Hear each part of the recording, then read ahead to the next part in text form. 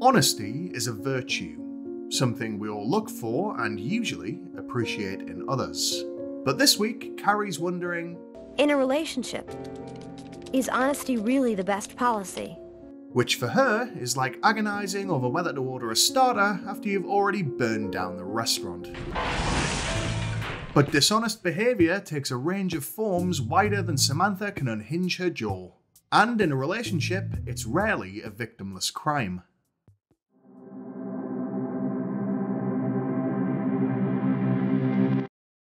Welcome to the latest episode of Sex and the Shitty, a spitefully critical review cum recap of 90s and noughties television phenomenon Sex and the City.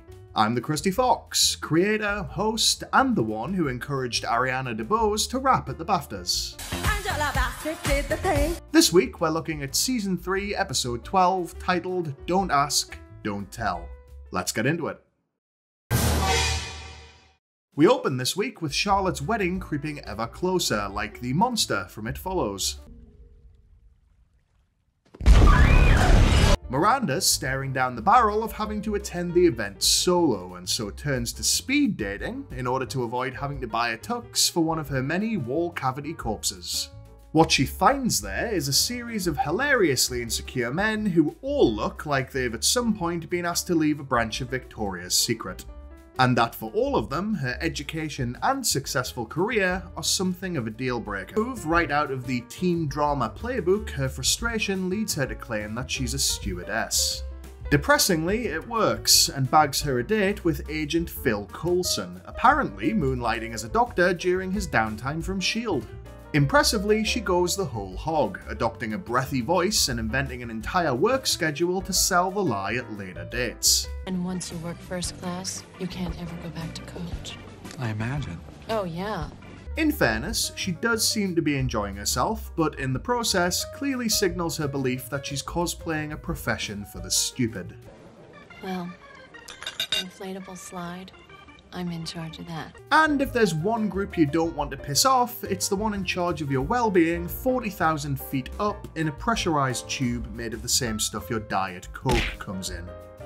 It all comes to a head the morning after a tryst at her place, while slicing bagels for S.H.I.E.L.D's top spy. When the feel of cold steel in her hands and a man within eviscerating distance causes her mind to wander, Ow! What happened? Oh, I cut my finger. She cuts her finger. This forces Phil to admit that he isn't a doctor after all, but an assistant manager at shoe store The Athlete's Foot. A company thankfully no longer trading in New York, because who the f*** thought it was a good idea to name your footwear store after a toe fungus that grows inside your only product? As Aiden at one point reminds her, Miranda screwed her chances of a relationship here even without Coulson's matching lie. Fabricating an entire career from your first meeting isn't much of a long-term strategy. Besides which, how many flight attendants do you think willingly wear a neck scarf in their free time? Just as an aside, Trey introduces his Scottish cousin Caleb at his rehearsal dinner, who Samantha naturally makes an immediate beeline for. He is played by an English actor, so close, but required by the plot to have an accent as inaccurate as it is incomprehensible. Seriously, I just want you to listen to this for a sec. Like nails down a haggis. The night before the wedding, a local bar is the scene for a true Manhattan horror story, because that's where Charlotte admits to the others that she and Trey aren't planning to shampoo the Wookiee until their wedding night. They're all uniformly horrified, which sends a drunk and horny Char and her pickled puddy tat round to Trey's place to take him for a proper test drive. Unfortunately, her friends were right to be concerned, because Trey's been keeping a little secret of his own.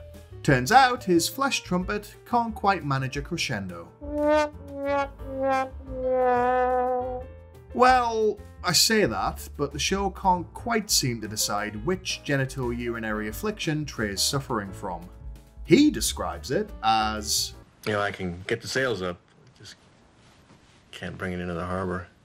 But his soon-to-be wife later exclaims, Trey can't get it up.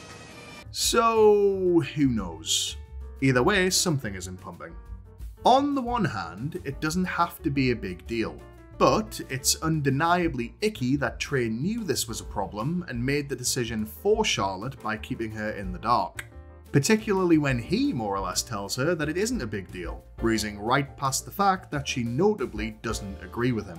Besides which, it's highly likely that he's already told MacDougal family matriarch and career sleep paralysis demon Bunny about it.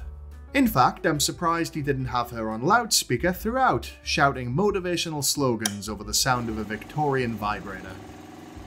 It was invented in the 1880s. Look it up. But not at work. By the time she's at the church on her wedding day, Charlotte's fully freaking out about Trey's downstairs dysfunction. Now, fair play, she does then offer Charlotte the chance to call the whole thing off. But it's implied that the embarrassment of dipping out of a wedding when you're 100 feet from the altar is what really drags her down the aisle. Only problem is, it is a big deal for Charlotte. It is ultimately going to ruin her marriage. And so, Trey keeping it to himself was very much not the right call. Also worth considering is the fact that, arguably, Carrie's managed to set in motion 2 divorces in the space of 2 episodes.